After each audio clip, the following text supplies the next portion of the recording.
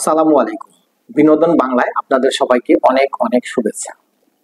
Bangladesh AFC আন্ডার-23 qualifying রাউন্ডের প্রথম খেলায় 2-0 গোলে ভিয়েতনামের সাথে পরাজিত হয়। ব্যবধানটা আরো বেশি হতে পারত।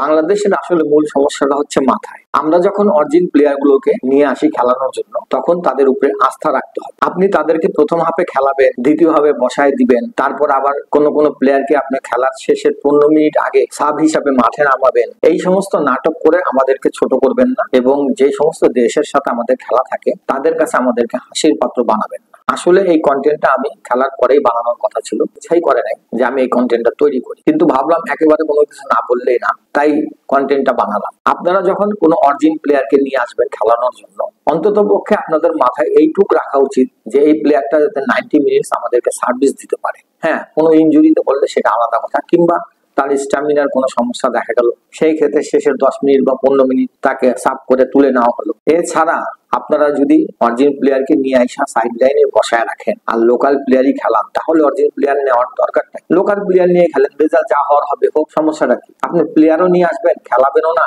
এই সমস্ত কর্মকাণ্ডের সাথে যারা জড়িত বা যারা এই সমস্ত কাজগুলা করে ফেডারেশনের হয়ে, তারা মনে হয় বাস্তবতার চেয়ে অনেক দূরে আছে। তাদেরকে বাস্তবে আসতে হবে এবং বাস্তবটা কি এটা বুঝতে হবে, এবং সেই হিসাবে দল তৈরি করতে হবে। হয় আপনি আপনার লোকাল প্লেয়ারদের নিয়ে, যারা আমাদের লোকাল লিগে খেলে থাকে, এই প্লেয়ারদেরকে নিয়ে আপনি টিম বানান।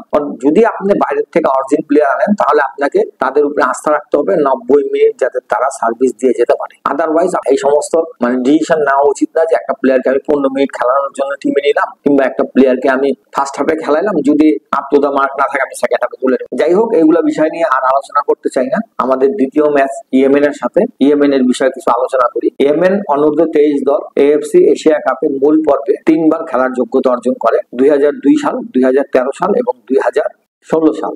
ইয়েমেন এবং বাংলাদেশ যুব দলের মধ্যে সর্বশেষ একে অপরের মুখোমুখি হয় 2012 সালে। সেটা ছিল অনূর্ধ্ব 22। সেই ম্যাচে বাংলাদেশ ইয়েমেনের কাছে 5-1 গোলে পরাজিত হয়। 2023 সালে অনূর্ধ্ব 23-এর যে গ্রুপটা ছিল বাছাই পর্বে, সেই গ্রুপে ভিয়েতনাম, সিঙ্গাপুর এবং ইয়েমেন একই গ্রুপে ছিল, এবং তাদের সাথে চতুর্থ টিম হিসাবে ছিল গুয়াম। সেই গুয়ামের জায়গায় শুধু বাংলাদেশ এই গ্রুপে চলে আসছে। গ্রুপটা একেবারে মোটামুটি সেমই আছে। এবারে ইয়েমেনের সর্বশেষ 4টি ম্যাচের ফলাফল আপনাদেরকে জানিয়ে দেই। 2023 সালে ইয়েমেন আন্ডার-23 এই দলটি কোয়ালিফাইং রাউন্ডের 3টা ম্যাচে, প্রথম ম্যাচে তারা গুয়ামকে 5-1 গোলে পরাজিত করে, এবং দ্বিতীয় ম্যাচে তারা ভিয়েতনামের কাছে 1-0 গোলে পরাজিত হয়, এবং তৃতীয় ম্যাচে তারা সিঙ্গাপুরকে 3-0 গোলে পরাজিত করে। এটা ছিল 2023-এর আন্ডার-23 কোয়ালিফাইং রাউন্ডের খেলার রেজাল্ট। এবং 2025-এর কোয়ালিফাইং রাউন্ডের প্রথম খেলায় তারা 2-1 গোলে সিঙ্গাপুরকে পরাজিত করছে। ইয়েমেনের এই 4টা ম্যাচ আপনাদের সামনে তুলে ধরলাম। তো যাই হোক, তুলনামূলক যতটুকু বোঝা যাচ্ছে ইয়েমেন দলটাও যথেষ্ট শক্তিশালী।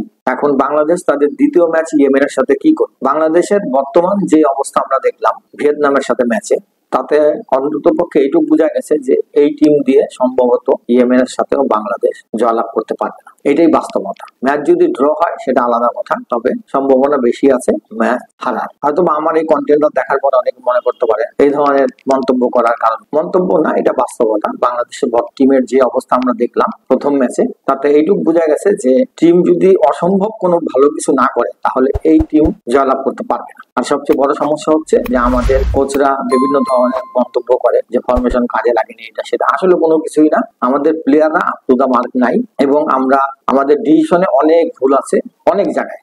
প্লেয়ারদের কখন কোন প্লেয়ারটাকে কোথায় খেলাইতে হবে, কোথায় তুলতে হবে, হ্যাঁ, এই সমস্ত বিষয় নিয়েও অনেক সমস্যা আছে আমাদের।